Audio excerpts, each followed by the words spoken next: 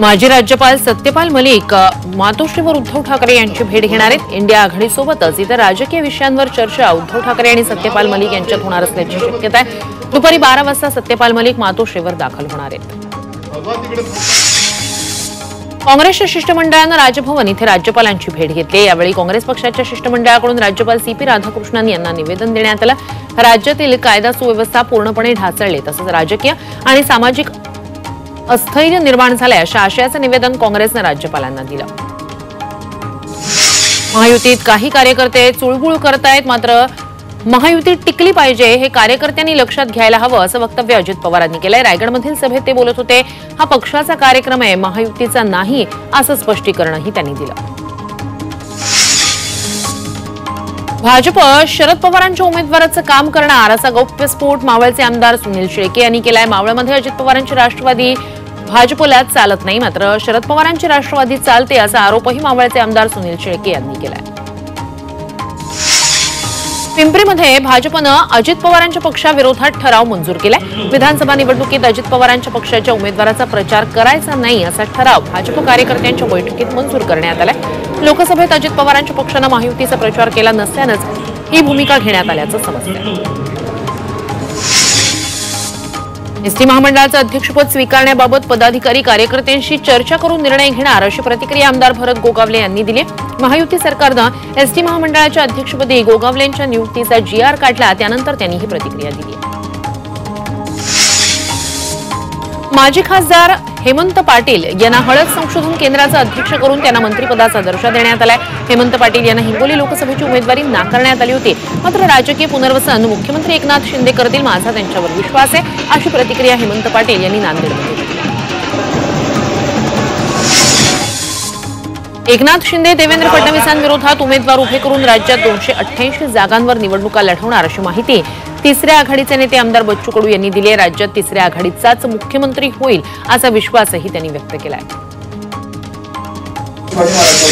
संजय राऊतांच्या टीकेला आमदार बच्चू कडू यांनी प्रत्युत्तर दिलं। राऊतांकडे राज्याचं PR कार्ड नाही, त्यांनी अभ्यासपूर्ण बोलावं असा इशारा बच्चू कडूंनी दिलाय। तिसरी आघाडी तयार करून विरोधकांच्या मतांमध्ये दुफळी निर्माण करता येईल यासाठी काम करतायत असं राऊत म्हणाले होते आणि त्याला बच्चू कडूंनी प्रत्युत्तर दिलं। आगामी विधानसभा निवडणुकीसाठी वंचित बहुजन आघाडीनं पहिली यादी जाहीर केली आहे। प्रकाश आंबेडकर यांनी राज्यातील 11 मतदारसंघातील उमेदवारांची यादी जाहीर केली, तर ऑक्टोबर महिन्याच्या दुसऱ्या आठवड्यात निवडणुकीचा कार्यक्रम जाहीर होणार असल्याचा अंदाज प्रकाश आंबेडकर यांनी व्यक्त केला। नांदेड जिल्ह्यातून वंचितनं 2 उमेदवारांची नावं जाहीर केली आहेत। नांदेड दक्षिणमधून फारुख अहमद आणि लोहा मतदारसंघातून शिवा नरंगले यांचं नाव जाहीर झालं। उमेदवारी जाहीर झाल्यानंतर फारुख अहमद यांनी नांदेड शहरात रॅली काढली। यावेळी डॉ. बाबासाहेब आंबेडकर यांच्या पुतळ्याला अभिवादन करण्यात आलं।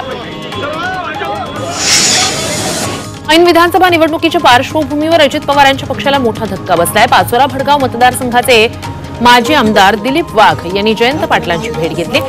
शरदचंद्र पवार पक्षाकडून विधानसभा निवडणुकीत संधी मिळेल यासाठी आशावादी असल्याचं दिलीप पाटील यांनी म्हटलंय।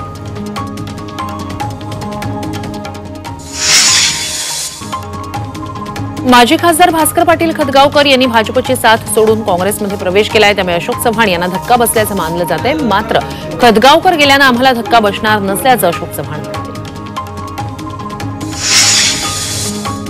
इंदापूर विधानसभेचे इच्छुक उमेदवार प्रवीण माने यांनी शरद पवारांची भेट घेतली, तर आपण शरद पवारांचे आशीर्वाद घेण्यासाठी आल्याची प्रतिक्रिया प्रवीण मानेंनी दिली। तसंच भेटीत विधानसभेच्या उमेदवारीबाबत कोणतीही चर्चा झाली नसल्याचंही त्यांनी बोलताना सांगितलं। शरदचंद्रजी पवार साहेब यांची मी केंद्रीय गृहमंत्री अमित शहा 25 सप्टेंबरला नाशिकच्या दौऱ्यावर येत आहेत। शहा यांच्या 4 तासांच्या दौऱ्यात उत्तर महाराष्ट्रातील 5ही जिल्ह्यातील स्थितीचा आढावा घेतला जाणार आहे, त्यामुळे भाजपकडून सध्या या बैठकीची तयारी केली जाते। पुण्यातील खड्ड्यांबाबत राष्ट्रपती कार्यालयानं नाराजी व्यक्त केली आहे। पुणे दौऱ्यादरम्यान राष्ट्रपतींना शहरातील खड्ड्यांचा मोठा त्रास झाला होता। राष्ट्रपती कार्यालयानं ही नाराजी पुणे पोलिसांना कळवली आहे। पंतप्रधान मोदी 26 सप्टेंबरला पुणे दौऱ्यावर आहेत। या पार्श्वभूमीवर शहरातील खड्डे बुजवण्यासाठी पुणे पोलिसांनी महापालिका आयुक्तांना पत्र दिले।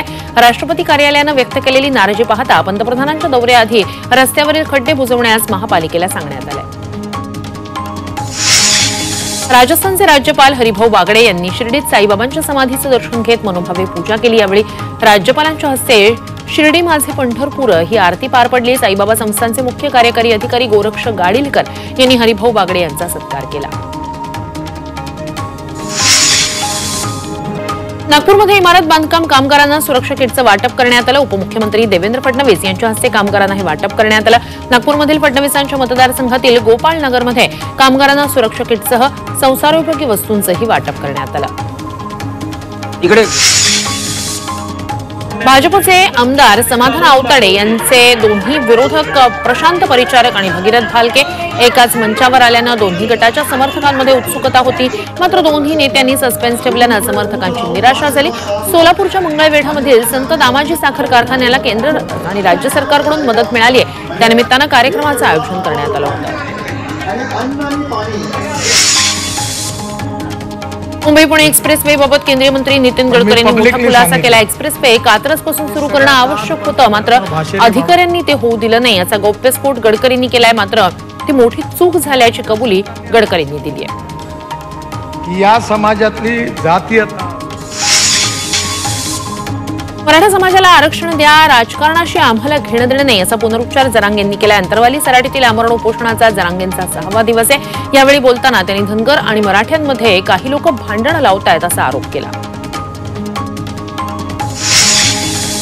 जालन्याच्या वडीगोद्रीत पुन्हा एकदा मराठा आणि ओबीसी आंदोलक आमने सामने आले। अंतरवालीकडे जाणारे आंदोलक आणि ओबीसी आंदोलकांमध्ये यावेळी घोषणाबाजी होऊन राडा झाला। आता परिस्थिती नियंत्रणात आहे। दोन्ही समाजातील आंदोलकांनी संयमाची भूमिका घेत हिंसा होणार नाही याची दक्षता घेण्याचं आवाहन देवेंद्र फडणवीसांनी केलंय।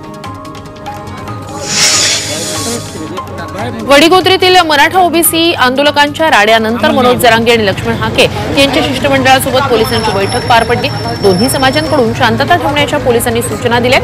तर वडीगोद्रीहून अंतरवालीकडे जाणाऱ्या गाड्या वळवणार असल्याची माहिती जिल्हा पोलीस अधीक्षक अजय कुमार बन्सल यांनी दिली।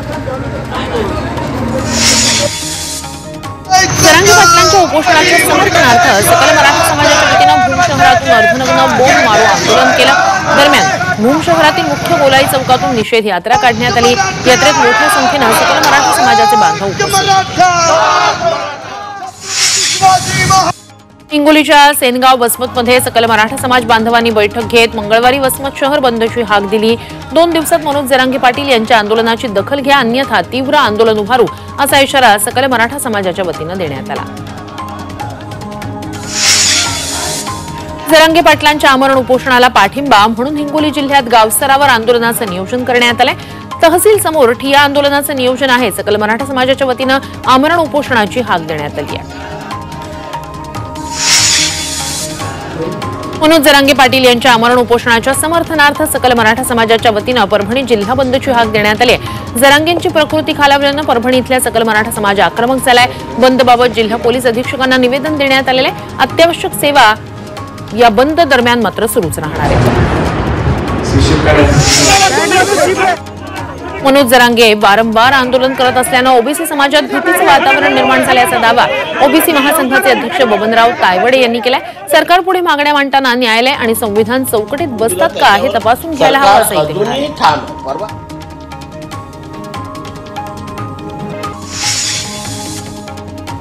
नाशिकप्रमाणेच नगरमध्येही आरक्षणाच्या मागणीसाठी धनगर समाज आक्रमक झालाय। अहमदनगरमध्ये धनगर समाजानं रास्ता रोको केला। धनगर समाजाचा अनुसूचित जमातीत समावेश करावा ही या आंदोलकांची प्रमुख मागणी। संभाजीनगरहून मुंबईला आंदोलनासाठी जाण्याचा इशारा देणाऱ्या एमआयएमच्या कार्यकर्त्यांना पोलिसांनी नोटिसा बजावल्यात। आमदार नितेश राणे आणि महंत रामगिरी महाराज यांच्या वादग्रस्त वक्तव्याविरोधात 23 सप्टेंबरला कार्यकर्त्यांसह मुख्यमंत्री शिंदेंची भेट घेऊन निषेध नोंदवणार अशी घोषणा इम्तियाज जलील यांनी केली होती। आमदार राजेंद्र राऊत यांनी 10व्या दिवशी आपलं ठिय्या आंदोलन मागे घेतलं। मुख्यमंत्री एकनाथ शिंदे, पालकमंत्री चंद्रकांत पाटील यांनी दिलेल्या आश्वासनानंतर आंदोलन मागे घेण्यात आलं। ओबीसीतून मराठा आरक्षण, हैदराबाद गॅझेट तसंच सगळे सोयरे जीआरला हरकती आल्यानं त्याला विलंब लागणार असल्याचं चंद्रकांत पाटील यांनी म्हटलं। काँग्रेस नेते बाळासाहेब थोरात यांच्या कार्यालयावर वंचित बहुजन आघाडीनं मोर्चा काढला। राहुल गांधी यांच्या आरक्षणाबाबतच्या वक्तव्याविरोधात थोरात यांच्या संगमनेर इथल्या यशोधन कार्यालयावर वंचितनं मोर्चा काढला। यावेळी आंदोलकांना पोलिसांनी ताब्यात घेतलं। पुण्यातील नूतनीकृत लोहगाव विमानतळाचं नामकरण जगद्गुरू संत तुकाराम महाराज विमानतळ असं करणार अशी घोषणा उपमुख्यमंत्री देवेंद्र फडणवीस यांनी केली। या संदर्भातील प्रस्तावाला कॅबिनेटमध्ये मंजुरी देणार आणि त्यानंतर मंजुरीसाठी तो केंद्र सरकारकडे पाठवला जाणार अशी माहितीही फडणवीस यांनी दिली। पोलीस भरतीच्या जागांमध्ये वाढ करण्याच्या मागणीला उपमुख्यमंत्री देवेंद्र फडणवीस यांनी सकारात्मक प्रतिसाद दिलाय। 9,000 जागांमध्ये आणखी 3,000 जागा वाढवण्याची मागणी करण्यात आल्याचं आमदार राजेंद्र राऊत यांनी सांगितलं। आचारसंहितेच्या आधीच पोलीस भरती प्रक्रिया पूर्ण करावी अशी मागणीही आमदार राऊत यांनी केली। शासनानं तेलावरील आयात शुल्क वाढवल्यानं खाद्यतेलाच्या किमतींमध्ये 300 रुपयांनी वाढ झाली। त्यामुळे सर्वसामान्य गृहिणींचं बजेट कोलमडलेलं आहे। विशेष म्हणजे सर्व तेलांवर आयात शुल्क नसताना व्यापाऱ्यांनी भाव वाढ केल्याचं चित्र पाहायला मिळतंय। धारावीतील अतिक्रमणाला 7 दिवसांची स्थगिती देण्यात आलेली आहे। अतिक्रमण पालिकेच्या पथकाला स्थानिकांनी विरोध करत जवळपास 2 ते 3 तास आंदोलन केलं होतं। धारावीतल्या 90 फुटी रस्त्यावर तणावपूर्ण वातावरण निर्माण झालं।